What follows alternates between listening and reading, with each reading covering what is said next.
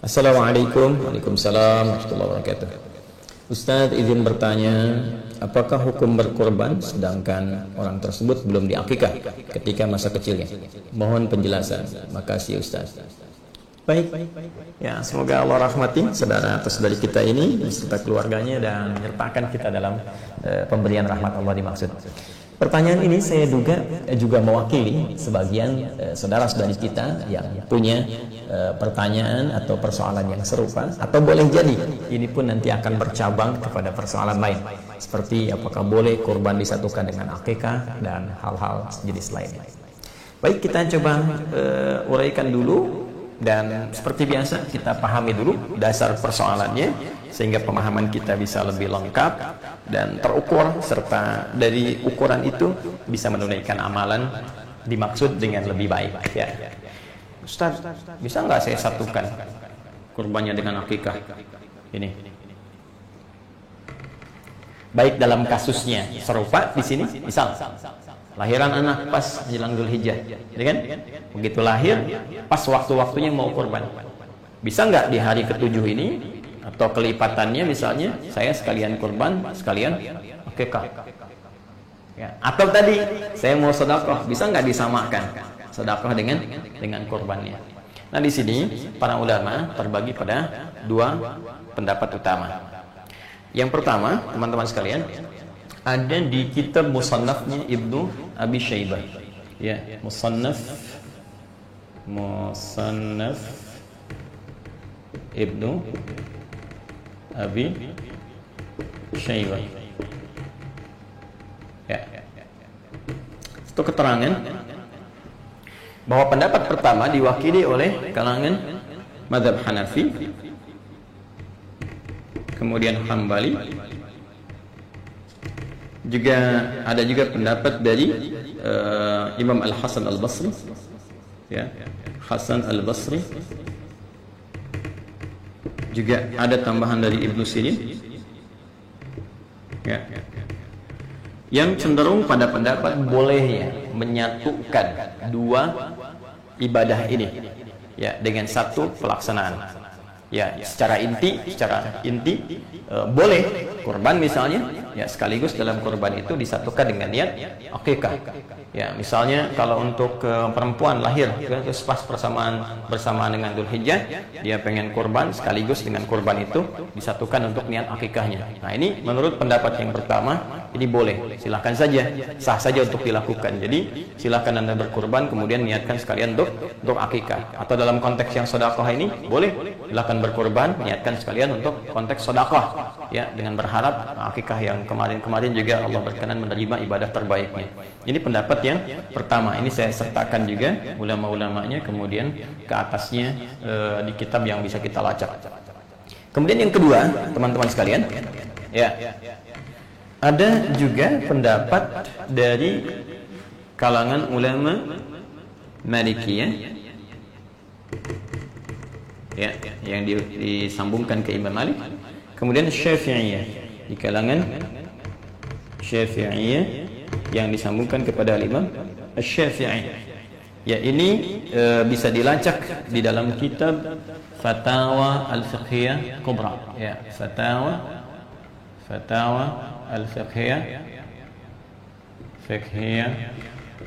Al-Kubra karangan Ibnu Hajar Al-Haytami.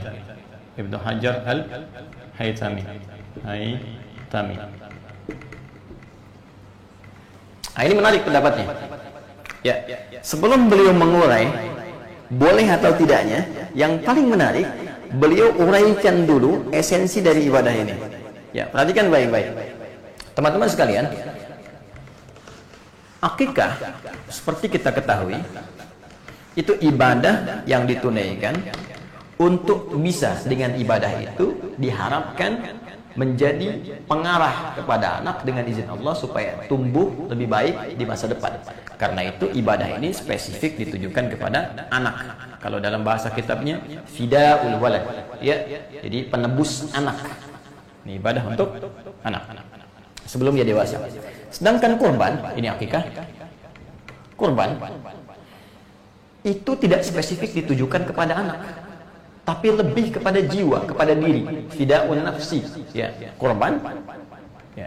Itu sifatnya ibadah yang ditujukan untuk mengarahkan jiwa, menata diri, ya, diri pada setiap diri, jiwa yang bersifat umum sifatnya, jadi nggak spesifik dalam rentang usia, bisa untuk anak-anak, bisa untuk orang dewasa, ya, bisa untuk bahkan kakek, nenek, bahkan ini bisa diarahkan kepada yang sudah wafat. Ya, ada orang sudah meninggal dunia kemudian ingin dikorbankan, ini masih boleh. Akikah tidak. Ya. Jadi dari sini dilihat kemudian oleh para ulama Malikiyah, Syafi'iyah dengan referensi yang saya sebutkan, karena sifatnya ini berbeda, beda jenis, ya, tidak sama, maka mereka lebih cenderung untuk memisahkan akikah dengan kurban. Akikah tersendiri, kurban tersendiri. Jadi kalau Anda ingin akikah, silahkan niatkan akikah, ya, dengan ketentuan yang berlaku. Kalau Anda ingin kurban, maka silahkan niatkan kurban. Nah, kapan waktunya? Kalau ada waktu akikah, karena spesifik akikah itu waktunya terbatas sampai menjelang dewasa, maka dalam konteks ini dahulukan akikah dulu. Jadi kalau ada pertanyaan, yang ketiga, Ustaz, mana yang dahulukan, akikah atau kurban? Maka dalam konteks ini, jika waktunya bersamaan dengan waktu spesifik akikah, anak ini lahir sampai tumbuh sebelum balik misalnya, ada rezeki yang Allah titipkan pada kita, maka yang dahulukan akikah. Kenapa? Karena kurban ini waktunya itu masih panjang, setiap tahun masih bisa ada. Anak telah dewasa pun masih kurban untuk diri sendirinya. Bahkan telah meninggal pun bisa dilakukan kurban yang diniatkan, ditujukan untuk yang tadi yang disebutkan, yang telah wafat. Ya, jadi dahulukan akikah kalau momentumnya bersamaan. Tapi kalau momentumnya sudah lewat dari sini, Anda bisa dahulukan kurban. Jelas ya? Kurban dahulukan karena ini sudah lewat waktunya. Kecuali tadi Anda ingin bersedekah untuk berniat menutup akikah yang telah lalu, bukan ibadah akikahnya tapi sedekahnya yang Anda lakukan. Maka itu pun terpisah. Silahkan bersedekah di waktu yang lebih umum dan dahulukan kurban di waktu yang bersamaan dengannya, yaitu waktu-waktu di awal Dzulhijjah sampai dengan hari tasyriknya. Nah, ini analoginya begini. Jadi di dalam syariat itu, ini tajam sekali ya, tajam sekali. Dalam syariat itu, teman-teman sekalian, jadi ibadah yang bisa disatukan, ya, pertama itu jenisnya serupa, jenisnya sama. Yang kedua, yang diikutkan itu bukan ibadah pokok, ya, bukan ibadah pokok, ibadah penyerta sifatnya. Ya, contoh begini. Saya contohkan sholat lah yang paling gampang. Sholat. Ya, sekarang kita ingin menyatukan jenis-jenis sholat. Ya, jenisnya sama-sama sholat. Ya, sholat dengan sholat kita ingin satukan. Sekarang yang satu misalnya kita ingin sertakan kepada yang lain. Maka yang boleh disatukan itu yang sifatnya bukan pokok. Ya, bukan ibadah khusus dengan nama tersendiri. Contoh tahiyatul masjid. Ya, sholat tahiyatul masjid. Tahiyatul masjid itu bukan sholat yang berdiri sendiri, tapi lebih menunjuk pada keterangan Rasulullah setiap sholat 2 rakaat yang ditunaikan sebelum kita duduk di masjid. Semua jenis sholat 2 rakaat. Kalau bahasa nabinya, bima makna qala Rasulullah sallallahu alaihi wasallam, idza dakhala ahadakumul masjidah, ya idza dakhala ahadukumul masjidah fala yajlisa hatta yusalli rak'atain. Idza dakhala, apabila akan masuk ahadukumul masjidah, satu di antara kalian ke masjid, ya fala yajlisa, maka jangan langsung duduk. Jangan di sini sifatnya menunjuk kepada larangan yang diutamakan dalam pengertian sunnah, kan? Ya, hatta yusalli rak'atain, sampai dia salat 2 rakaat. Ya. Jadi salat dulu 2 rakaat, kemudian baru dia duduk untuk i'tikaf. Ini sifatnya sunnah. Ya, artinya dalam keadaan terdesak pun dia kemudian mesti duduk, langsung duduk saja. Jangan dipaksakan kemudian sunnah menghambat kepada sesuatu yang lebih utama. Contoh dalam kasus khutbah Jumat. Nih banyak saya temukan khatib sudah naik ke atas mimbar, bahkan tengah-tengah khutbah orang datang terlambat, terus maksa masuk ke dalam, masih tahiyatul masjid. Ya, yang paling celaka yang masuk 1, 2, 3, 4 orang, khatibnya sudah masuk khutbah kedua. Udah mau ditutup, datang sholat lagi. Kapan ditutupnya? Ya, karena itu dalam madzhab Maliki, kalau sudah khatib naik ke atas mimbar, ini tidak dianjurkan tahiyatul masjid, langsung duduk.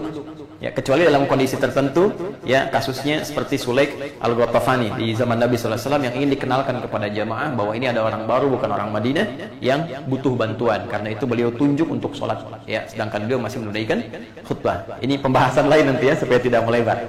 Nah, jadi jangan langsung duduk kecuali sholat 2 rakaat. Sholat apa yang dimaksud? Ya, sholat apa saja. Bisa sholat wudhu, setelah wudhu masuk masjid sholat, ya, bisa sholat duha. Ya, jadi umum sifat sholatnya. Di setiap sholat yang ditunaikan saat masuk ke masjid 2 rakaat itu sama dengan nilainya tahiyatul masjid. Karena itu tahiyatul masjid itu bisa dimasukkan ke dalam setiap sifat sholat apapun yang ditunaikan sebelum duduk. Jadi kalau sudah Anda masuk misalnya, ya sudah, nggak usah Anda tunaikan satu sifat. Ya, contoh begini. Mohon maaf ya, ini untuk simpel ya penyatuan. Anda datang subuh ke masjid, masih ada waktu 5 menit sebelum qomat, ya kan? Ada sebagian saudara kita yang ketika masuk tahiyatul masjid dulu, setelah itu salat sunnah qobliyah, ya. Tidak dilarang, sah-sah saja boleh, silakan, tidak ada masalah di sini.